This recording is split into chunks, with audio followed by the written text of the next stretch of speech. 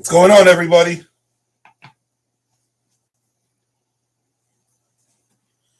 How's everyone doing?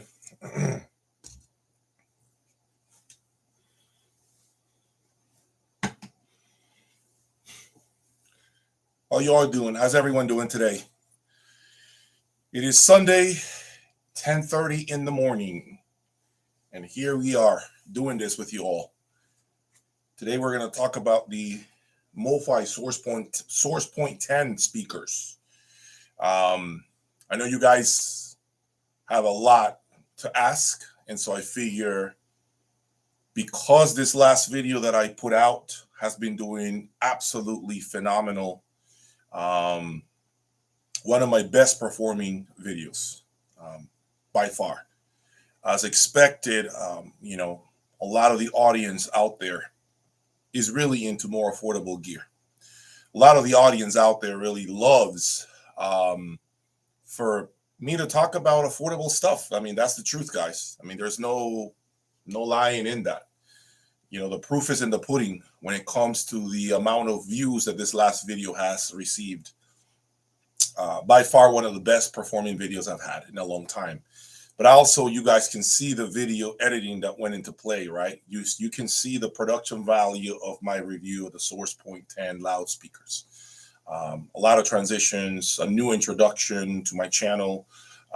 So, I did use a video editor to help me out to make that video more polished. And of course, the views speak for themselves. It is not a video that I threw around with a little camera and I was doing this like a lot of YouTube channels do.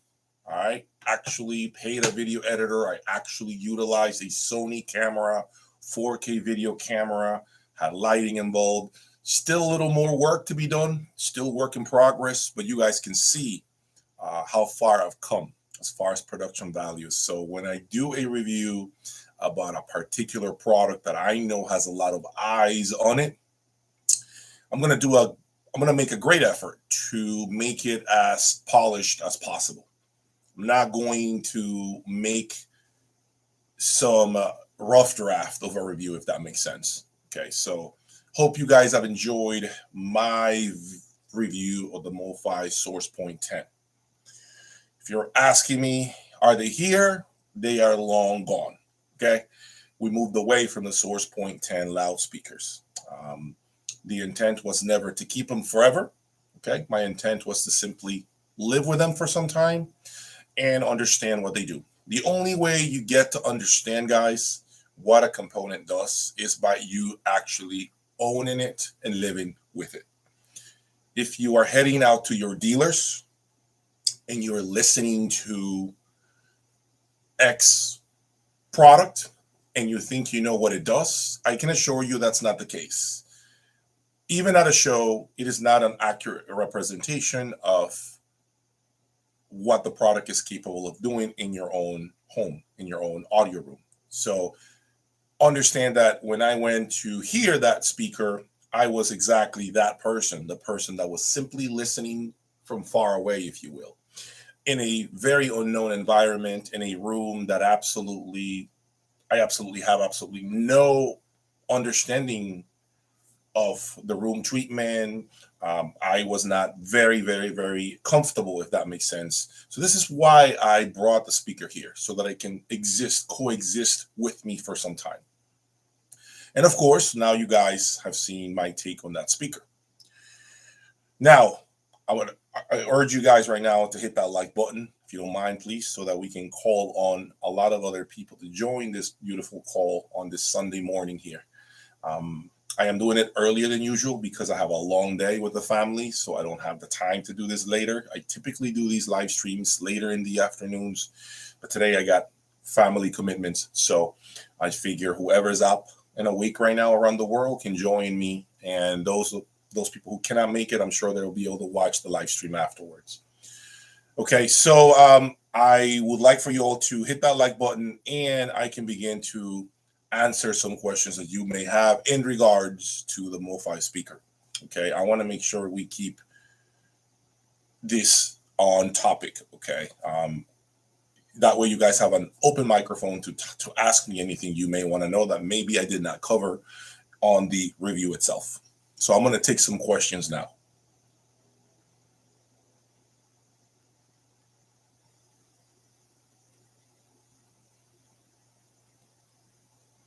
Okay, let me see. What questions? I'd love to know why so many modern speakers have amplifier crushing impedance dips. That's a good question. Why do so many speakers today, why are they made essentially very difficult to drive? Why is it that we are continuing to produce market speakers that are just absolutely devastating when it comes to the demands, the power demands that they place on amplification? I really do not know. I'm not really a loudspeaker designer. But I agree with you. I do agree that it is really, really painful to have to buy Boulder amplification or, Griffin amplification to drive some of these speakers that are being made today.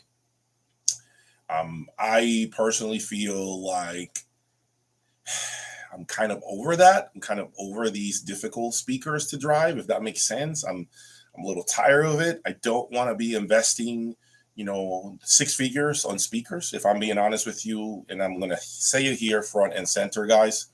I don't have any intention anymore, any longer, to bring ultra super expensive speakers. Okay. You're getting it from me now today. Okay. So more than likely, unless somehow it is part of a deal, a dealer and myself probably put together a deal, something that came to me without me looking for it and it made sense for the channel. For instance, let's say a pair of Alex V's show up. I would be interested in that speaker, right? Because obviously it's a speaker that I think I need to bring to the channel to review. But I'm not chasing anything. I'm not chasing expensive speakers anymore. Because of that, because I think that the power demands are ridiculous, because of the fact that the money needed to power some of these speakers is just astronomical, right? And the truth is, most of you guys are very vocal with me as far as the fact that you guys cannot afford a lot of this gear that I show here. Oftentimes you guys are like, damn, Jay, I can't even afford a power cord that you have there, so this channel is irrelevant. So I hear you loud and clear. This is why I've made the decision that I will no longer do super expensive speakers. I am going to concentrate on speakers under 100,000 MSRP. And yes, I understand that's still a ton of money for some of you guys. But if you have followed my channel, you would know that I have reviewed speakers, up to $200,000 MSRP. Okay, so I am going to try to stick to 5 figures. Okay, speakers at MSRP for 5 figures to make things a little easier for you all. Perhaps bring the affordable models. Right now, as you can see behind me, I have the magical A5s, which are $26,900 as of today. And I also have a pair of Wilson Audio DAWs, which are $42,900 as of today. So I am definitely staying the course and I'm putting my money where my mouth is.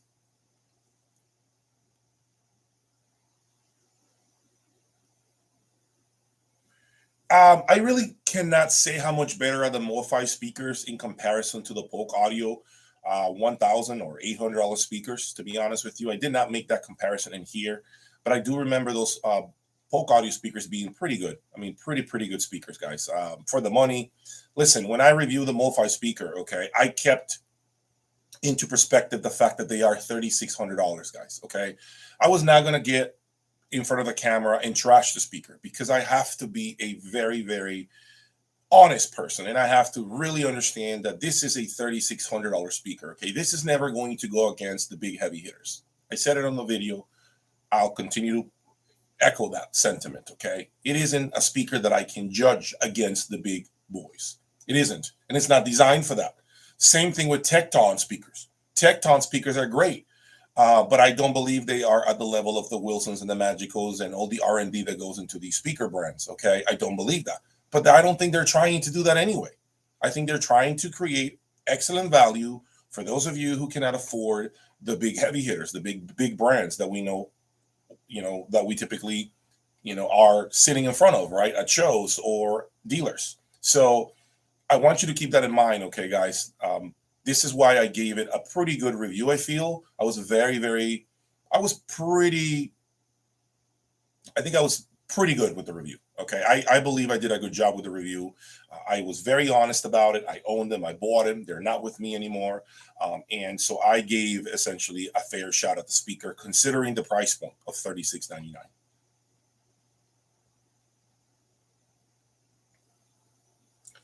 So what amplification do I recommend with the Sourcepoint 10 speaker? Okay, guys, I will say this to you, okay? I didn't have the chance, unfortunately, to articulate even more with this video because I needed to move through other videos and other content that I have going on here, okay? The speaker needs, in my opinion, a very friendly amplifier. And if you're wondering, what the hell does that mean, Jay? It means an amplifier like a Past Labs amplifier, an amplifier that doesn't really excel at anything, but it isn't really an amplifier that's analytical. It's a very good sounding amplifier. It's a very sweet. It's Class A. Even the Class AB designs could work. And so you need an amplifier that plays nice, that's smooth, naturally speaking. I think Past Labs would be great. I think maybe even Audio Research, like an integrated from Audio Research, would work.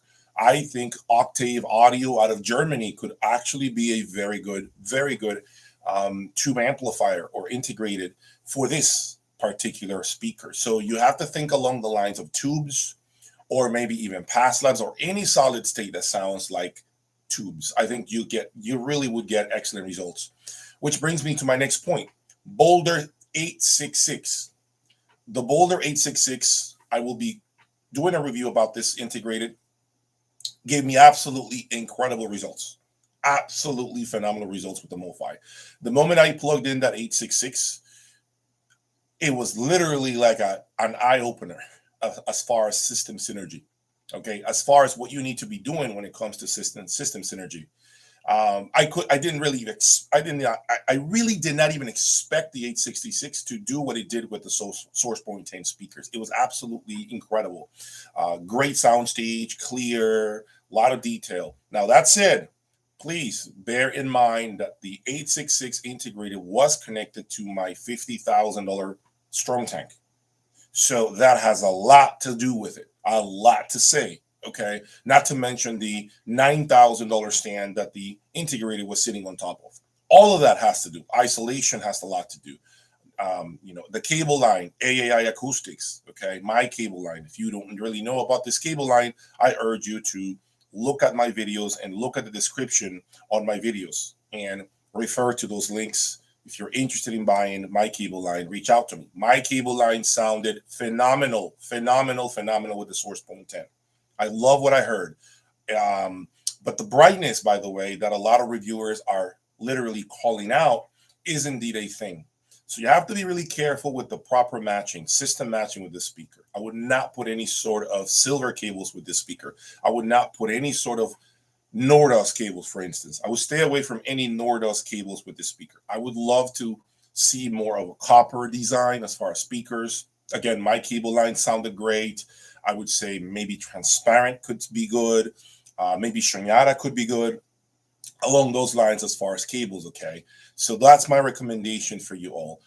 Gotta be really careful, again, with the amplification for this particular speaker. You really need to pay attention to that.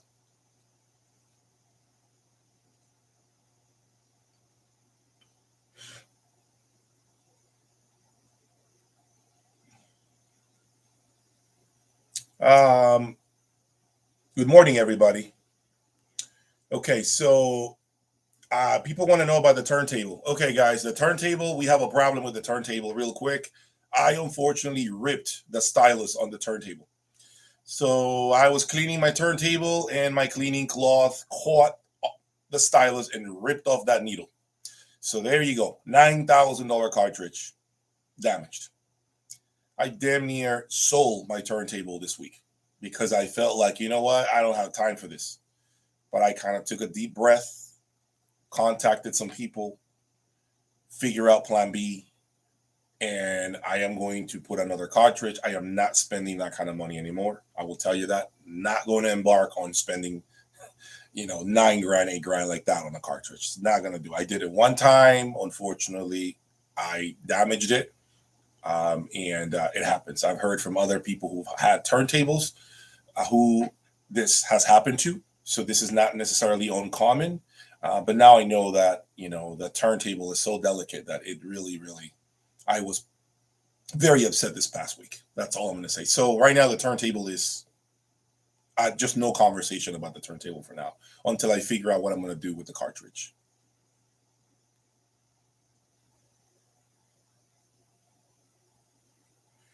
Okay. I've already talked about what cables to start with, guys. So typically when you are buying cables, I urge you one more time to please understand the importance of cables, cable matching with your electronics. If I am going to start buying cables, I would start absolutely with either the power cords or the speaker cables, depending on which one is the crappiest out of the two that your system currently has. This means if you have garbage power cords and your speaker cables are at a better level right now, maybe you should start with power cords first. If your power cords are better than your speaker cables as far as price, as far as the pedigree of the cable, then you start with the speaker cables. That's the best way. XLRs to me are important, not as important. I mean, they are important, don't get me wrong. But if I'm going to rank them out of the three, XLR is number 3. Number 2 and number 1 could flip-flop between speaker cables and power cords. I personally think it's speaker cables first, then power cords, then XLRs. Some may say even the USB comes before the XLRs. So it's up to you all, and it depends on each system and what you guys are trying to do.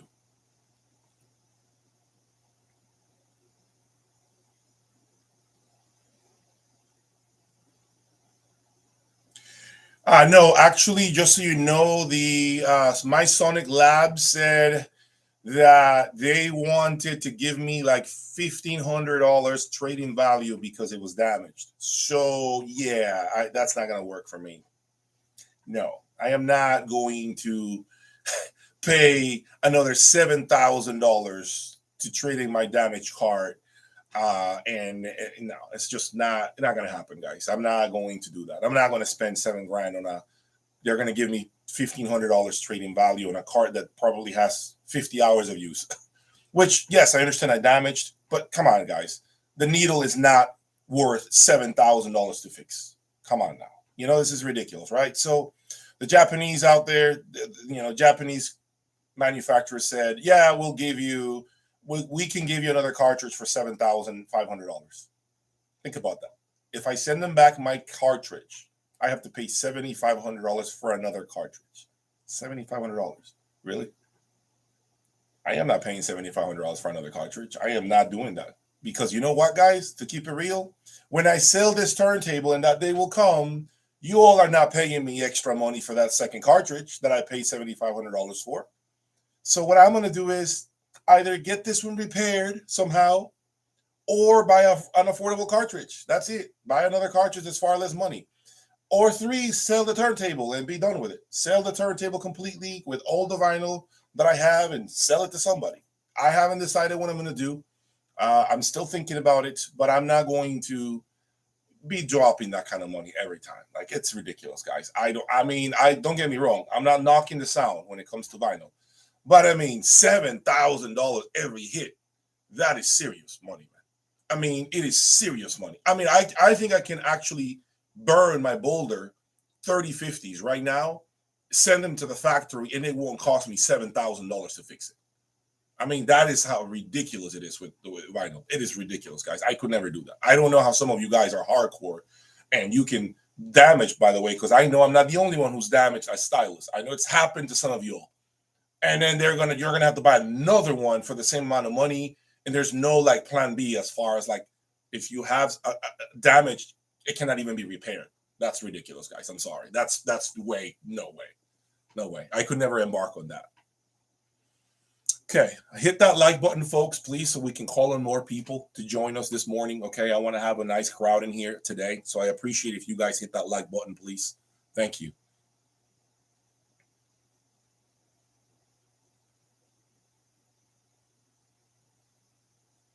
Yeah, I agree. Sometimes I wonder if I'm too big for a cartridge. I was not doing anything, guys. I was just cleaning my turntable with a cloth. And what happens is when I started cleaning the surface of the Corona's turntable, again, I am not used to being around it.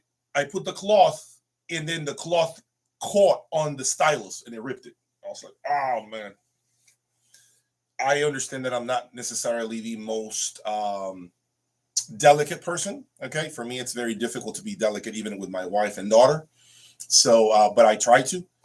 I certainly don't have time to be absolutely crazy with my turntable or any other electronic. This is the reason why, as I mentioned earlier, I bought a Super Duty Ford pickup truck, because I can slam doors. I don't have to worry about door panels falling off when I slam doors and I shut doors. I don't have to worry about being delicate with the wheels. I can go cross country from here to Minnesota and back through the rivers and not give a, you know what? That's why I bought a truck, because I don't have to worry about it. You just drive that thing until the wheels fall off. So yeah, I agree. I could probably need a little more delicacy with a turntable.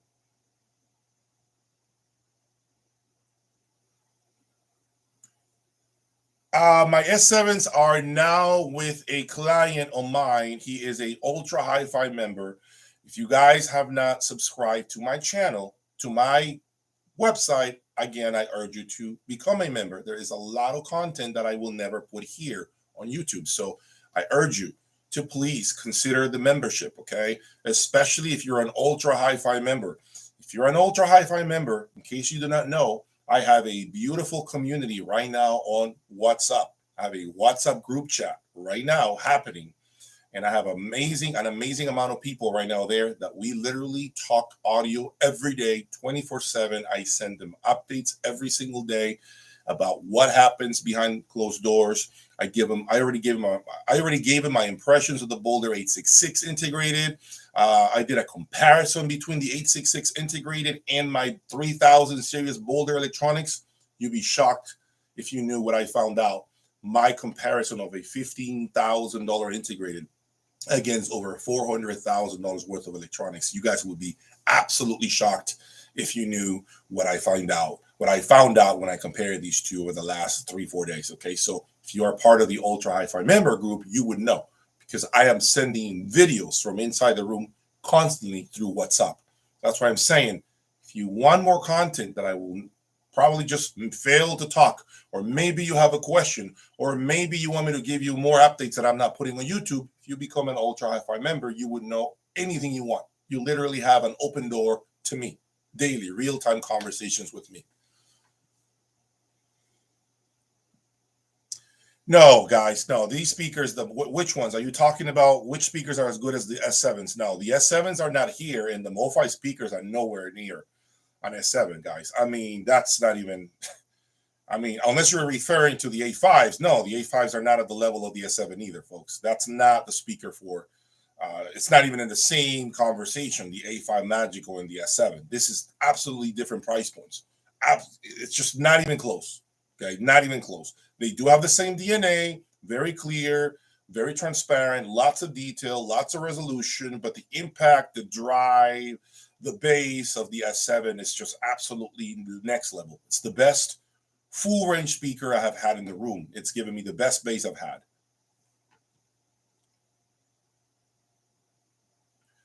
Okay, so the Wilson Sabrina X's were a conversation that I had with a local seller. He wanted to sell them to me, but unfortunately, we couldn't come to terms when it came to the price. I agree. I would love to try a Sabrina X in here to see how it compares. I do have a Wilson Audio Sasha DAW, as I mentioned earlier, guys, and I also have the Magical A5 in here. If you're just joining the party right now, I said earlier, I will no longer continue to buy speakers that are 6 figures, unless it's a deal, something came to me, a dealer, conversations, I somehow ended up with a 6-figure speaker. But I am personally no longer interested in buying 6-figure speakers. I've been there, done that. Quite frankly, guys, the economy is very difficult right now, and things of that caliber are not selling. Okay, and I gotta sell this stuff. You'd be shocked at how much stuff, if you know how much stuff I have in this room right now, that I need to sell. If you want to know what I'm selling, you can always go to my website and check out my for sale section, where I have a lot of things listed. Okay, if you are interested, I also take trade-ins, select trade-ins towards anything that you see on my website. Okay, so check it out. But yeah, so I'm no longer going to do 6-figure speakers. It's just way too much work. And it's just to sell. It's really difficult to sell speakers of that magnitude, guys. Way too difficult. Even Wilson Audio, which I have said before, Wilson Audio is by far the easiest, quote unquote, brand to sell. Okay, it's got the name recognition. It is probably the most popular brand in the United States. Even Wilson Audio, six-figure speaker Wilson Audio, are very hard to sell. Okay, I'm going to tell you the truth. Very hard to sell. As a matter of fact, I'll tell you this. I know stores right now in the United States, right this second, that have the Wilson Audio Chronosonic XVX right now, and they have not sold a single pair of that speaker. Not one pair. Okay, get a load of that. Think about that. Not a single XVX sold. Some of these stores that have it, not all, some of them have not sold a single pair since they've had it for over 2 years. So if that speaker is at 340 grand, that just goes to show you that even Wilson Audio, with the name behind it, they don't sell at that price. It's hard. You got to really be willing to take 50 points right off the top.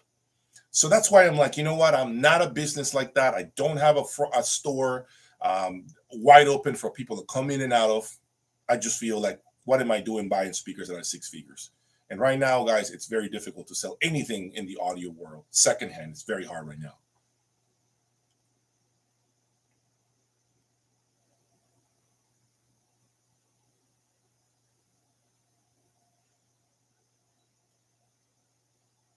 I also looked at the review of Wilson Center channel, Speaker JBL.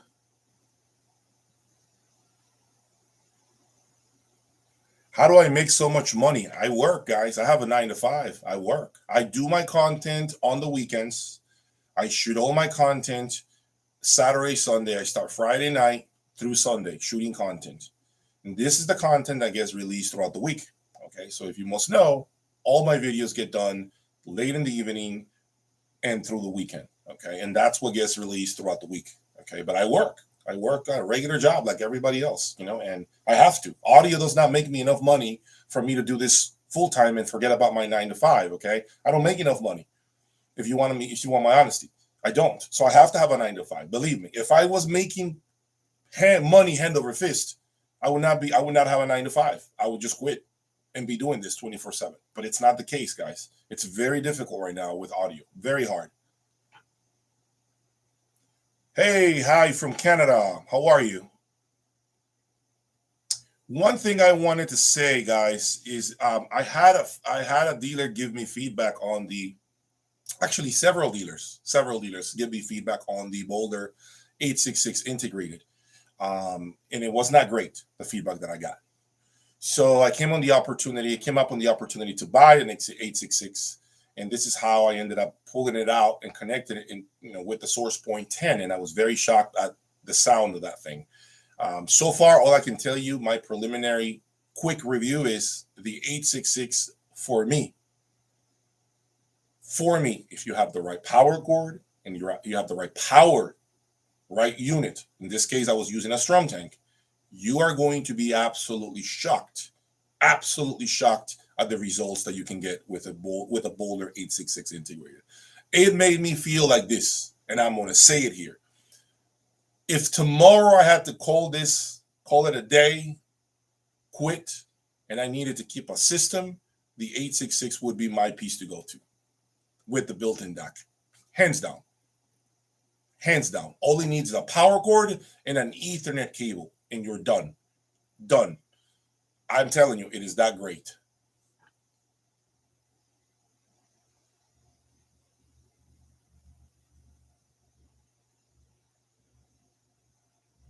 Jenkins, that video already released. I already released a video about going from a mono to a stereo. Is it worth it? There's a video already on my channel about that. I already talked about, should you do mono, should you do stereo? There's a long video about that I made with regards to, should you do stereo or should you do monos? Is there a benefit from going from a stereo to a mono? There's a long video about that I already did. Magicals S7s are long gone. Those are sold, guys. They left last year. I installed them. You guys saw them on a video already. You guys are asking me questions about things that are already on my channel. You already saw the orange Magicals at someone else's home. I made a video about that. So you should know they're no longer here. Long gone, the magical S7s. So another thing is, I wanted to say while I'm here is I plan to bring more affordable stuff, okay? So one of the reviews that you will see in the future will be a very nice review on the Boulder 866 integrated. I also have a Luxman 590 integrated.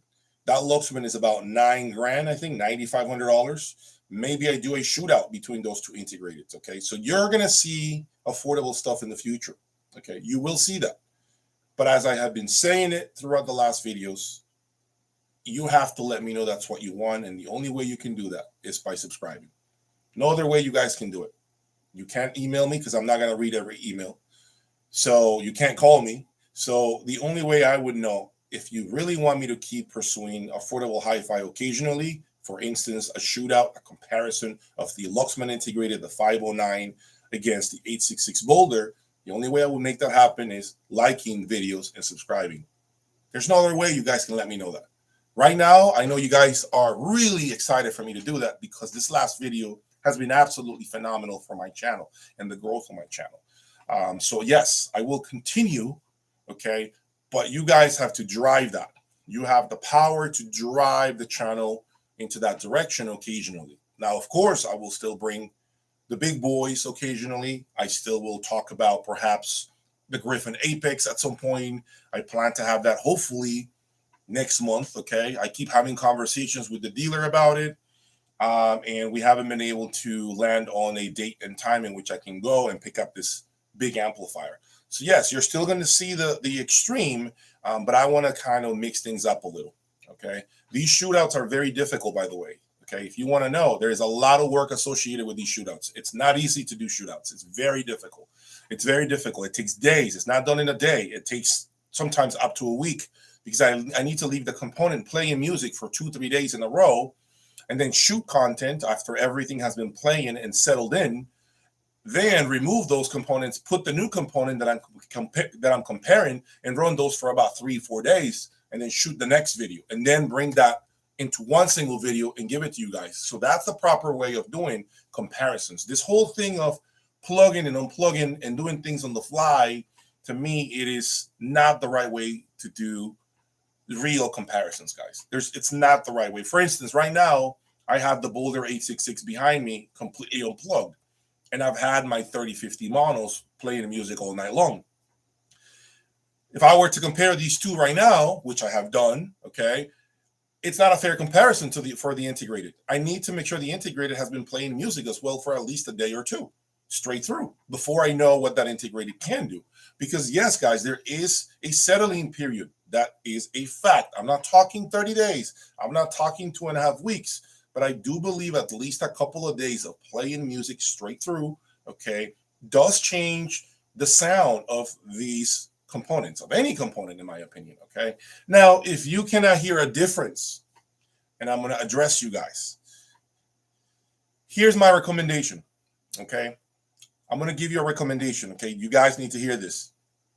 If you, let's say, are right now in the middle of finding your last tweak, let's just say you're looking for a footer and they're telling you a footer is going to make a difference.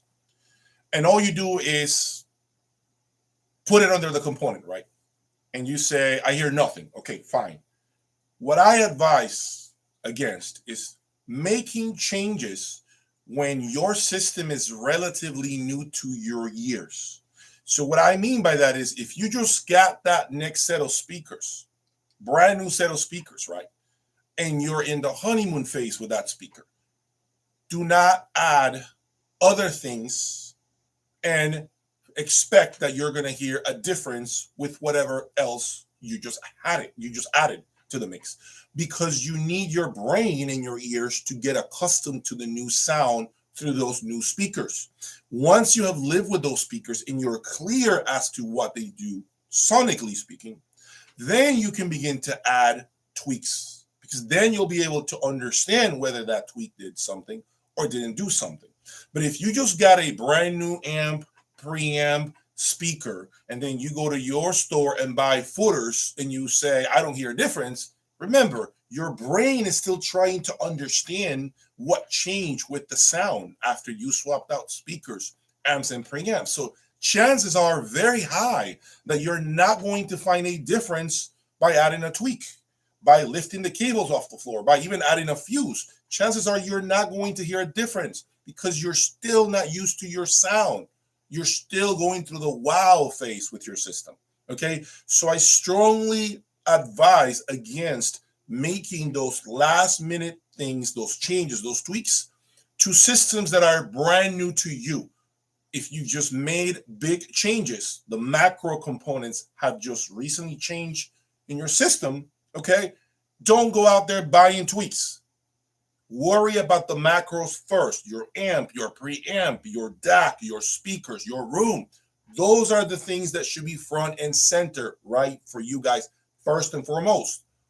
Once that's already done, and you got all those ingredients in the pot, then you can put your salt and pepper. But you got to get everything to simmer first, to settle in. You got to be behind that chair, in front of that chair, listening for weeks, months, until you know, okay, I get my system. I know exactly how things sound. I've been living with it. Then now I can go out there and pursue minor things like footers or fuses or things. So if you're not hearing differences, even an outlet is another example, an outlet. Some of you guys may say an outlet does not make a difference. It does not make a difference to you because your system might be relatively new to you. You're not used to your system just yet. So you don't make those changes until the end to really understand what you're hearing, if you're gaining any benefits from swapping out an outlet. Okay? This is the proper way of doing changes, of making these changes to your system. It isn't by going 100 miles an hour, because if you change everything at once, you're not going to know what did what. Next point I want to make is cables. There is a reason why cables are sold as a synergistic and ecosystem. Okay, you have to understand that when you have when you're mix and matching power cords, XLRs, speaker cables, right? This speaker cable is designed to do a certain thing. Let's say it's designed to give you a lot of brightness. This is now designed to give you a lot of warmth, this power cord. This XLR is decided to be just neutral. You're mix and matching the synergy of everything. So then what happens is that new power cord you just bought, you're judging it in your system, a system which consists of different brands of cables.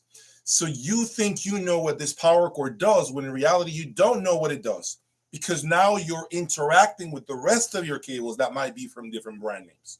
This is why I could strongly suggest, when you buy a cable line, first buy the full loom of that cable line. Then once you have lived with it and you understand what it does, you can either go up to the next model above it, okay? Or you can begin to perhaps replace that USB cable from a Shunyata with a Nordos Valhalla 2 and see what that does. But you have to first live with the full loom to understand what the cable designer was intending to do. Does that make sense?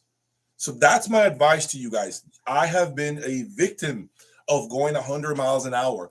I've done it to myself. I'm giving you guys tips how to not get caught in that madness. This is why we continue to buy audio products all year round, because we oftentimes don't have a structure in place as to how to evaluate these new components.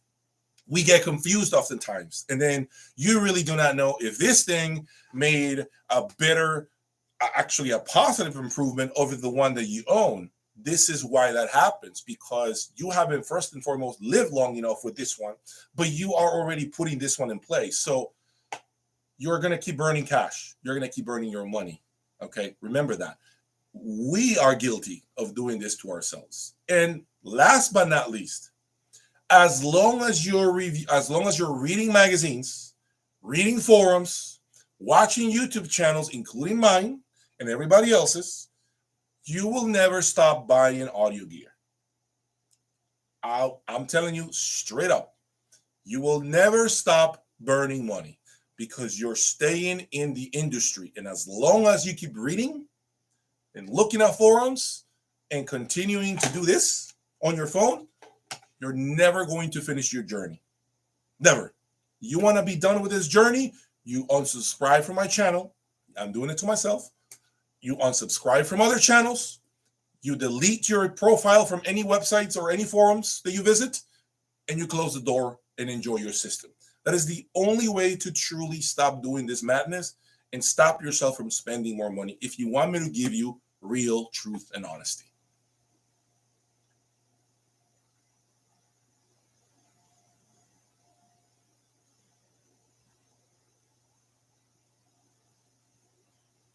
I do not have anything against legacy audio speakers. Nothing against them. I haven't owned them. I can't really say anything bad about them. I heard them briefly at a show. I did not think they were bad at all. I mean, I didn't think so. I don't like the look, but that has nothing to do with the sonics, with the sound, right? It has absolutely nothing to do with it. Let me see if you have any questions there.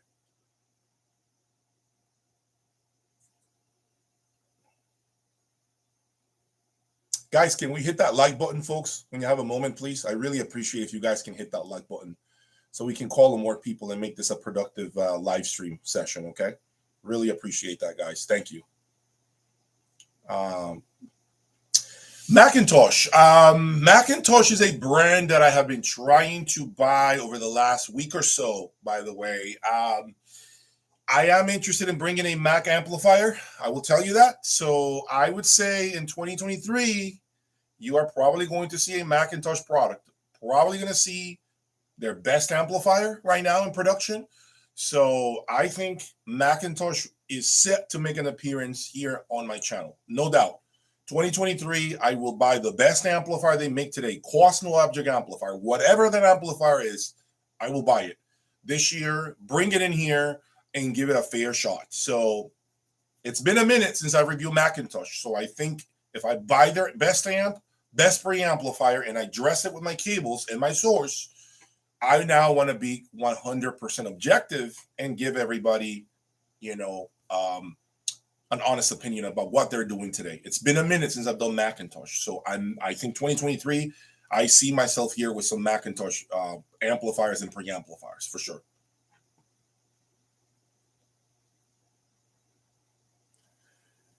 611 could be a possibility. Maybe the 1.25s, maybe the 2 KWs. I almost bought a set of 2 KWs, by the way, 2.0 KWs, but they're too big, too many chassis. It's just way too much work for me by myself. I actually herniated my back 4 years ago lifting a 452 Macintosh amplifier.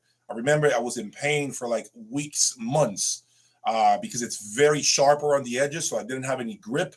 And I just really, really tore my back up with a 452 Macintosh amplifier. I remember that I picked it up off the floor, and I paid for that for a long time, guys. So I have to really be careful with Macintosh products.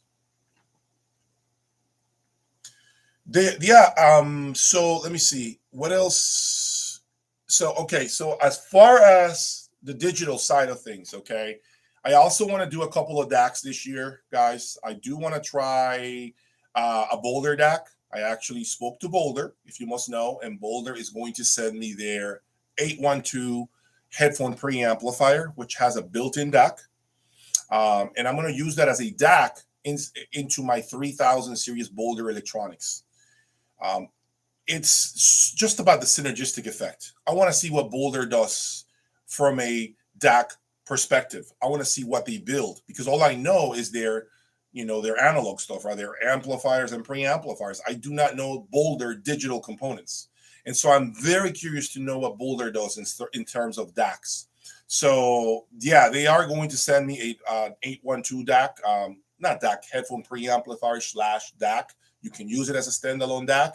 I'm going to use that into my 3010 and see what kind of synergistic effect I have. I really would love to try a Boulder 2120 DAC. I really would love to try. If you know if there's a 2120 out there that you know, send me an email. Okay, I am interested in buying a 2120 Boulder DAC. Very interested in buying one.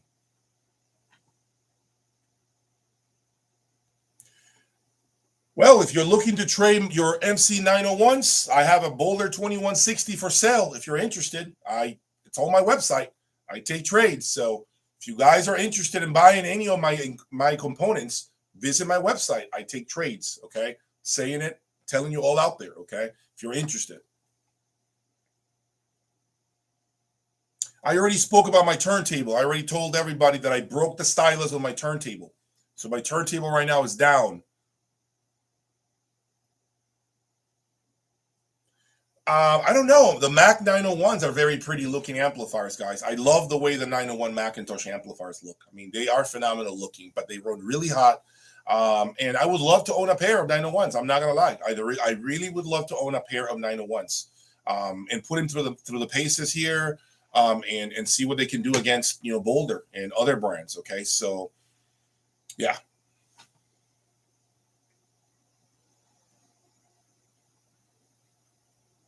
It's a good question, guys. I'm going to give you guys some word of advice. Okay, we're going to pause, and you guys are going to hear me out right now. This is very important information. Are you guys ready?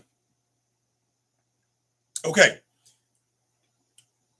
Again, this is information that I share on my members only section, but I'm going to share it with you right now too. Okay. I want to give you a little bit of what I do on that members only section. When it comes to buying your next speaker, okay, please do not embark on buying aftermarket colors, upgraded finishes. Do not spend the money on such thing. When you're getting ready to order your next speaker from your dealer, and there is a charge associated to paint the color that you prefer, I strongly advise against you doing that. Do not embark on buying your future speaker and paying for that upgraded finish. Because I promise you, 9 times out of 10, number one, you're not going to keep it forever. Okay? As long as you're being part of this audio community, you are going to eventually sell it. That's money you're going to lose right out of the gate. And remember, these paint finishes are not cheap, especially when it comes to Magical, Wilson, Rockport, all these other brands. They charge you an arm and a leg for these upgraded finish. $4,000, $5,000, $7,500, $10,000 in some cases. There is a lot of money associated with that. You lose that money when you get out of your speaker. Do not buy upgraded finishes on any speaker. Okay? Because remember, you're going to sell it eventually. I don't care who you are. You're going to sell it 2-3 years down the road. You're going to lose even more money. Number two, the next guy who's buying that speaker from you does not care about your upgraded finish. He does not want your upgraded finish. He wants your speaker. You chose it that color. So when you sell it, you don't have a higher resale value because you have a special, caramel color or apple, apple color or green apple color or whatever. It doesn't have more value, maybe to you, but to the used market, it means nothing. Okay, so your future buyer is not going to give you more money because you painted it, unless it's gold painted and it's got sprinkles of gold and silver, then yeah, maybe. But he's not going to give you more money because of the color. So you're going to lose money right there, okay? And lastly, there are many brands out there, and I'm going to not mention them, but I'm going to give you some insights, okay? You ready for this? Hit that like button, because I'm going to tell you right now, hit that like button. I'm going to give you some behind the scenes insight, okay? I'm going to tell you right now, hit that like button. There are brands out there, speaker brands, which will go nameless in order to not make anybody upset out there, because I know these brands follow me, okay? I know these brands follow me. Here's the deal. There are speaker brands out there that do a piss poor job at painting these speakers. Folks, I have seen images of paint jobs, expensive paint jobs on these speakers that leave a lot to be desired. Horrible paint jobs, multiple paint jobs that come in where the paint is bubbling up, peeling off the speaker, brand new set of speaker, expensive paint jobs. We're not talking a $500 paint job, expensive paint jobs. And the paint jobs are horrible. Then that creates drama because now that speaker has to go back to the factory, and who knows how long it would take before you see it again. I'm telling you right now, not every single brand out there, not every single manufacturer, speaker brand, is great at doing these finishes. The only two brands I can personally vouch for, only two brands. Once again, if you want to hear this type of information more front and center, become a member of my website. This is the type of stuff that I share with you guys. Of course, here I'm giving you a high level overview. I'm not going into details. Okay. So two brands that I strongly stand behind when it comes to their quality, the paint quality, and that is Magical and Wilson. Okay. 100% will tell you. If you buy upgraded finishes from these two brands, perfect jobs every time. No issues. Okay, I can tell you right now, you're never going to have a problem with the finish from a Wilson Audio or Magical speaker, hands down. Now, the rest of the brands, I've seen pictures and images of these paint jobs, brand new speakers, expensive speakers that come in with $8,000, $10,000 paint jobs. Horrible paint jobs. Paint lifting off, fresh out of the crates. Paints have bubbles. The paint is lifting off, and it has bubbles on the side of the speaker. I'm telling you folks, stay away from these upgraded finishes. Why do that to yourself? Why spend an additional $8,000? Now, of course, if you have that kind of money and you just don't know what to do with it, pick up your phone and call me and send me the check. Give me that money. Don't spend it on stupid paint jobs. Just send me that money. If you really do not know what to do, just buy a year worth of membership through my consultation service. Don't do that to yourself. If you just are bored and you have the money, call me up. I'll charge you by the hour like a lawyer and just burn that money for you. Don't do that to yourself. So stay away from doing upgraded finishes on speakers. Okay, it is dumb. It is the dumbest idea you can possibly do. Do not do that to yourself. Now, some of you are high rollers, and I know you are rolling in dough, and right now you have a roll of toilet paper that is actually $100 bills. I understand some of you guys are high rollers. I'm not talking to you all. I understand you can throw cash out the window like it's nothing. This is not directed towards you guys. Now, the rest of you guys, do not spend money on upgraded paint finishes on any speaker. Do not be dumb. It's a stupid move on your part.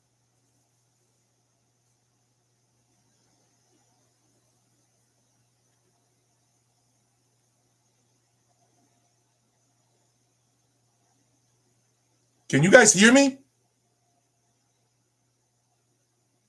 Or am I too far? Can you guys hear me or not? Okay. Somebody's saying that they can't hear me. So, all right, I don't know why they're saying they can't hear me. I'm going to get a little closer. Maybe that's what it is. All right, perfect.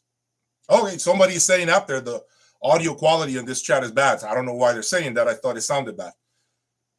Okay, great.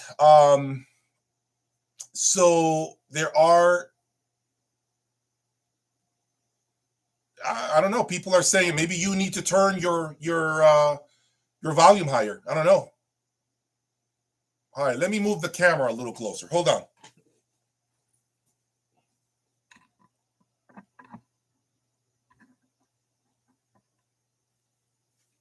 All right, is this better or no? Is that better? I move the camera a little closer. Is it fine? How is it?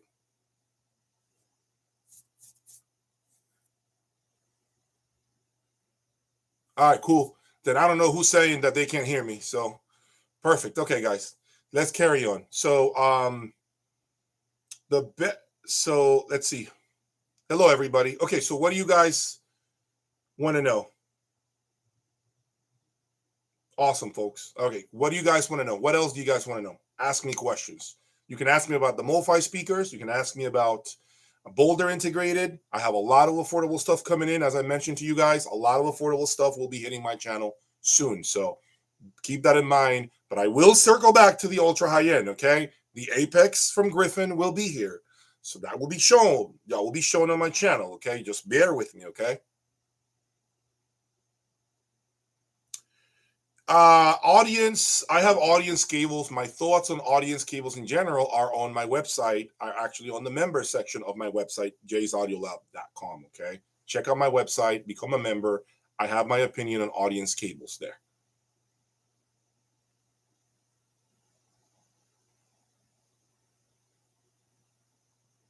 No, I have no idea who this name audio is. No idea. Okay, so tubes versus solid state. Tubes versus solid state. I already did that. Remember Griffin Mephisto against my VAC 450 IQ monos? Yeah, I already did that, guys. That was a great shootout. And you guys prefer the solid state Griffin Mephisto. So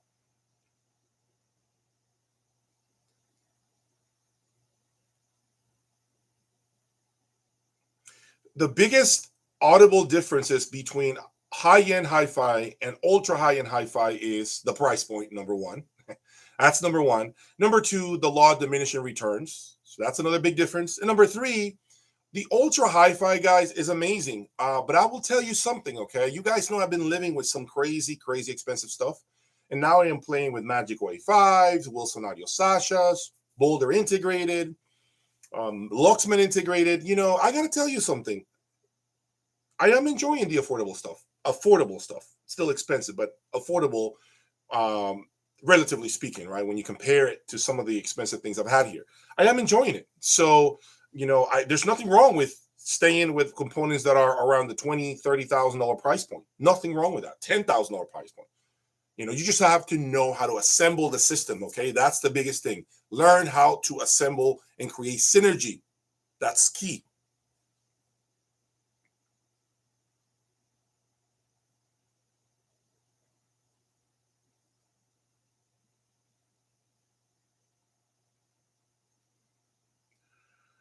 DCS Rossini is a great DAC. I don't think DCS is the great DAC for magical loudspeakers. DCS might be way too bright for magical loudspeakers. I do believe it's great for Wilson. MSB can work with Wilson and Magical.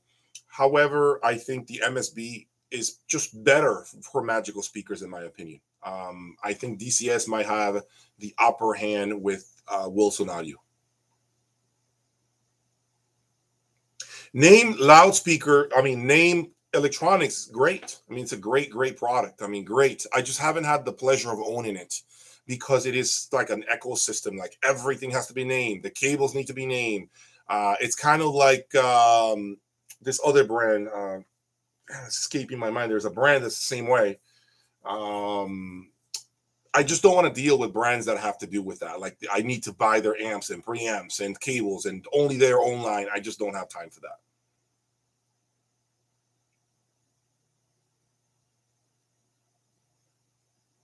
I also brought the Hi-Fi Rose 150 BDAC, by the way, guys. I have a Hi-Fi Rose in here in the room. Okay, amazing.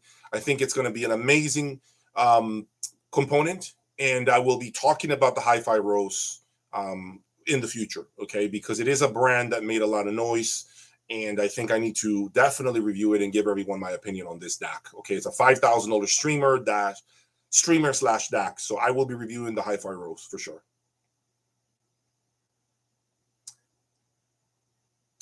I would try radio speakers. The problem is, my connections are very limited when it comes to radio speakers. I think I would love to try it.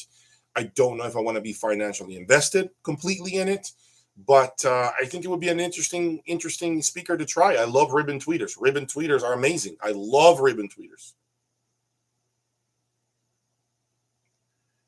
I already spoke about my vinyl journey, so refer to the beginning of this video so you know the accident that I had with my turntable. Yeah, YG Acoustic is a speaker that I am interested in bringing. I am interested in bringing Von Stryker as well. I'm interested in bringing maybe MBL. I am interested in bringing perhaps Tidal speakers. Many different brands that I haven't owned. Okay, so I am definitely interested in YG Acoustics. I think it's a speaker that at some point needs to make an appearance. The same thing with Rockport. I do believe that it would be an interesting speaker brand to bring. I have never heard Golden Gate reference speakers.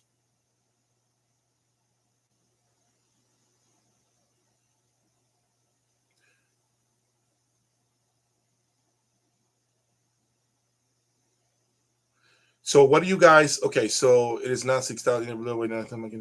Okay, yeah, I think that there are many integrators out there, guys, that are really, really great performers. I don't think that just because an integrated MSRP's for like $7,500 or or $10,000 is, you know, a bad component to own. I mean, the biggest thing I've noticed with integrateds, the biggest thing I think that I have been realizing lately is, number one important thing, one really important aspect of any integrated is the isolation, meaning the stand or footers that you have under it. Because remember, when you isolate that integrated, you're isolating the amplifier and preamplifier. And if it has an optional DAC, now you're isolating 3 pieces. And that makes a significant difference on any integrated. Isolation devices are key on integrated. It is one of the most important changes. One of the most important things you can do to your integrated is isolating it. Now, I'm not saying it's not as important on amps and preamps. It is. But on an integrated, if you have that on a regular standard shelf, you have no idea what you're missing. You need to get either quality footers or maybe an Artesania's audio stand under it. You need to really, really put something underneath isolation devices to make it shine. And I promise you, you're going to remember me when I tell you that. When you do that, try it. Integrateds really benefit from that.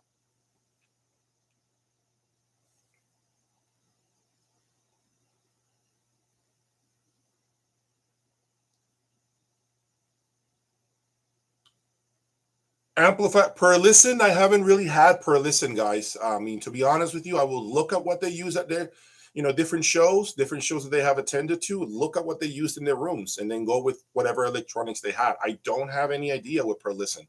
I haven't owned it, although they reached out to me and they want me to bring the speaker in here. I still need to think about that one. Yeah, I mean, at some point, maybe I will, you know, so I don't have any real feedback to give you when it comes to per listen and what kind of electronics you should be using with it.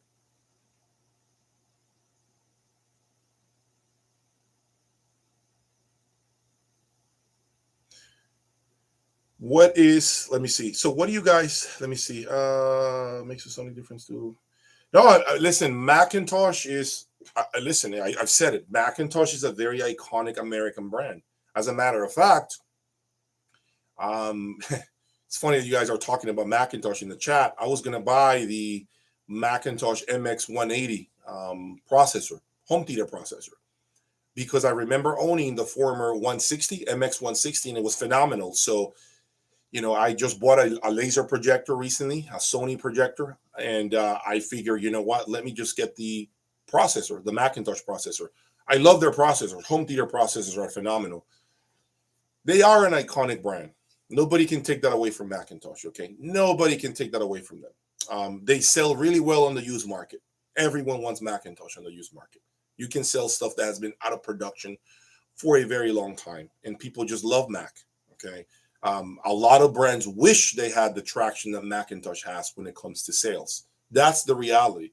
Nobody will take that away from Macintosh products. My only knock against the brand has not been the looks. I don't mind the looks at all. Has not been the construction. My only knock has been the fact that they just don't really do any sort of innovation. They don't really pursue different things. There's nothing great and new that they do. They stick to the old recipe, and it's kind of getting tiring, if I'm being honest. It's the same thing over and over and over. And so I feel like, when is this going to really stop? Like, you know, when can they do something that's real different? Like, can really put him on the map again as an ultra high end brand. Right now, Mac is not an ultra hi-fi brand, in my opinion. In my opinion, at best, they are a mid-fi brand, in my opinion, from a sound perspective. Now, if we're going to rate them based on pedigree, I think Mac is number one when it comes to pedigree, when it comes to recognition, when it comes to the status associated with Mac. And I'm not talking necessarily the money that they cost, because it's not really a lot of money, but they have a pedigree, man. They do. And so they are number one, in my opinion, when it comes to pedigree. But when it comes to sonics, sound reproduction, they are mid-fi at best. They are right there with the Paslabs of the world, in my opinion. Actually, I dare to say Paslabs is better. So, you know, Luxman back in 1995 was not even close to what Mac was doing. Luxman was just coming up, and now Luxman completely mops the floor with the performance of any Macintosh product. So there you have it. However, Luxman will never have the resale value of a Mac product. Never. You can keep those Macintosh 901s through 2030, and you'll still find a buyer willing to take them off your hands by the year 2030. So as an investment, Macintosh to me is the best investment you can make. I mean, you'll have your money in the bank. You'll get the most of your money back. You can buy it today, and in 30 years, if you have an emergency and you need cash, you can sell it and get most of your money out of it. So yeah, no brand can do that. No brand can do that like Macintosh can. So if you're an audiophile that does this from an investment perspective, not necessarily seeking the best sound, you're conscious about what is this going to look when I get out of this? How much money am I going to lose? Yes, by far, Macintosh is the brand to be invested in. Except their speakers. I think their speakers sell poorly, but their electronics, nothing touches them. Nothing when it comes to resale. Nothing.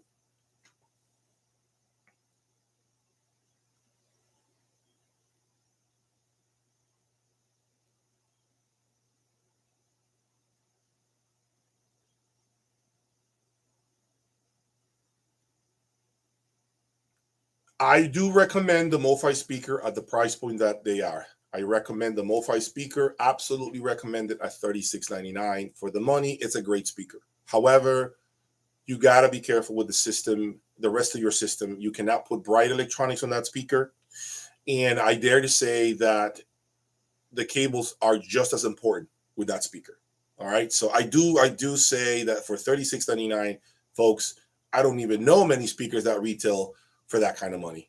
So, I mean, they are kind of like by themselves. And if there are other brands, I really do not know anything about them.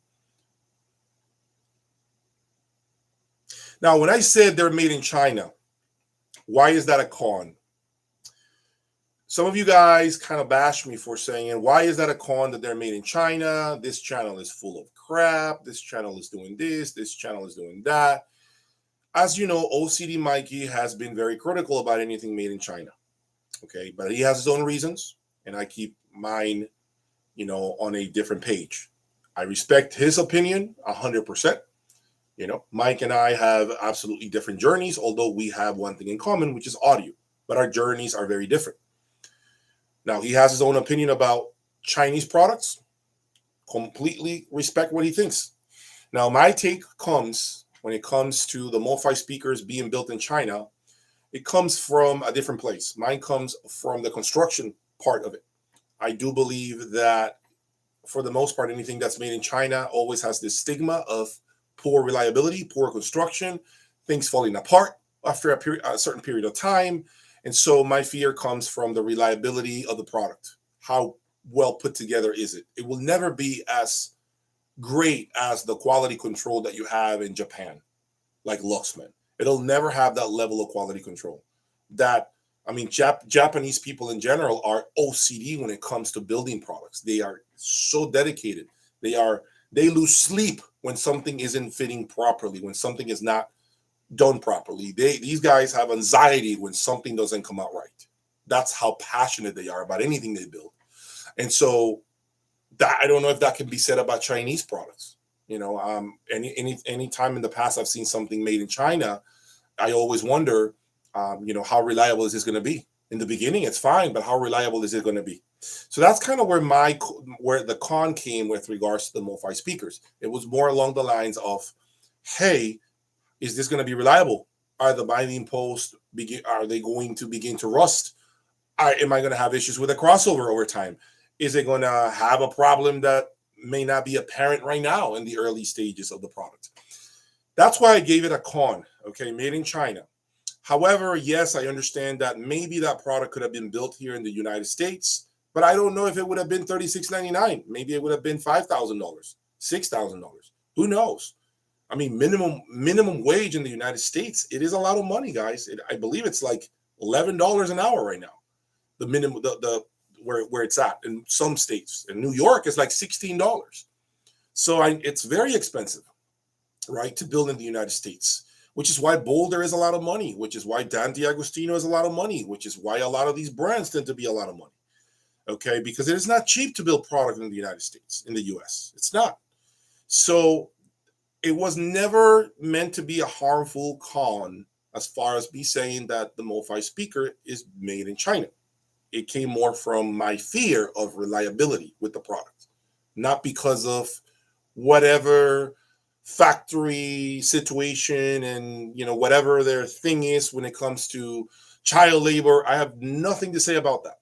Nothing to say about that. I don't even care about that. I'm talking more about the reliability of the product. Nothing else. I want to make sure I'm clear on that.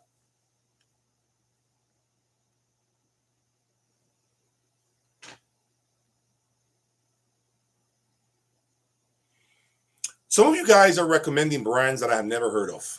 And there are so many brands that you guys email me about every single day, guys. You guys are emailing me every day with all kinds of recommendations. And I do appreciate it, by the way. But it is nearly impossible for me to review everything, right? I have to be on point and I have to be strategic about what I bring on my channel because of the fact that, my intention is to grow my brand, number one, grow my subscribership. So if I bring a product that you guys are mentioning because you saw it at your local dealer in the middle of nowhere and nobody's heard of it, I don't know if that does anything for me.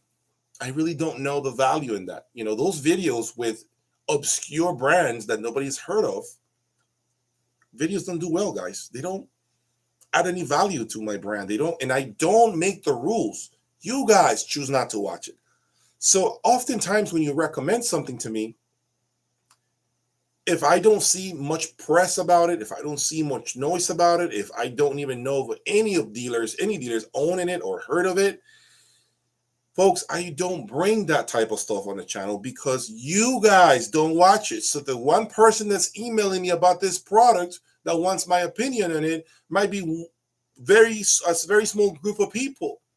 The rest of the people, the rest of my subscribers don't even watch it. They don't even care to watch the video. So those videos don't do anything for me. They don't pick up. They don't take off.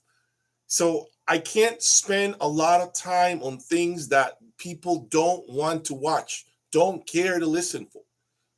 Okay, I cannot.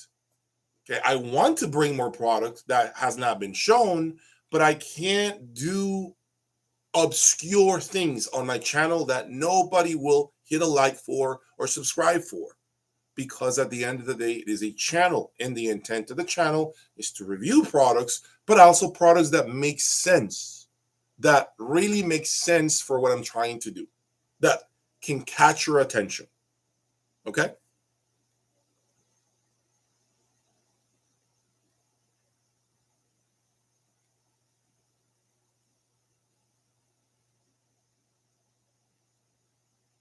I don't hate on any brands at all. So I think my last review of the MoFi speaker displayed just that. You guys saw that I didn't hate on the speaker. I didn't. Now, if you're asking me, why did you put that thumbnail about the worst amplifier you've ever owned, the worst speaker that I've ever owned? I know you guys are not YouTubers, okay? So I'm going to give you some information for your own knowledge, okay? So that you understand how YouTube works, okay? Hear me out. My review, not once did I say in the review that the MoFi speaker was the worst speaker I've owned.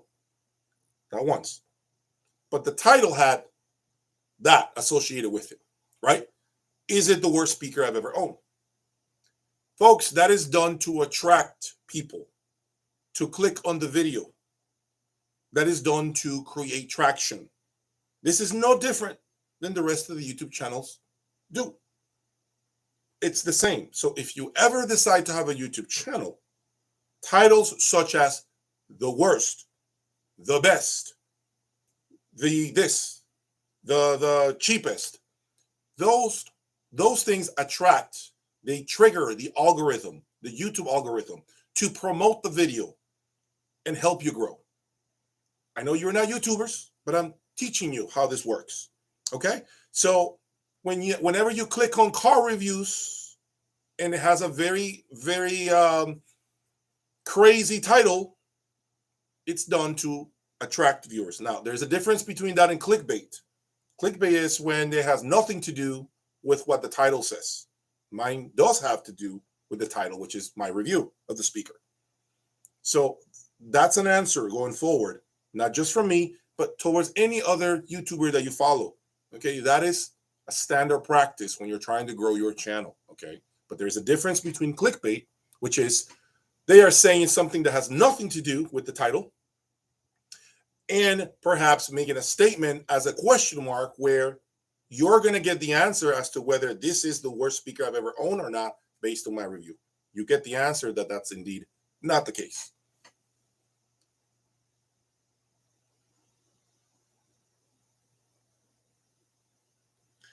I have heard the Macintosh, the Mark Levinson 585 integrated. Yeah, it's pretty good. I've heard it.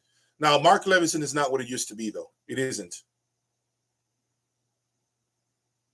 Okay, so I think for today, we are going to wrap things up, guys.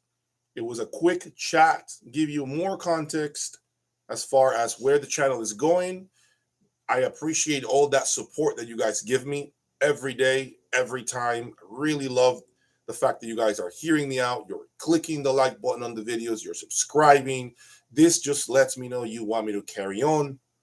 Very soon, we will do a lot more things on my channel. We will do affordable things, of course. Hi-Fi Rose will be here. The DAC is actually here. The streamer's here. We will do maybe the Luxman 519 integrated against the Boulder 866. I have a Mola Makua preamplifier. I have a couple of things here that we can utilize, okay? So in the future, I plan to do more affordable things, but you guys are the ones who will drive that.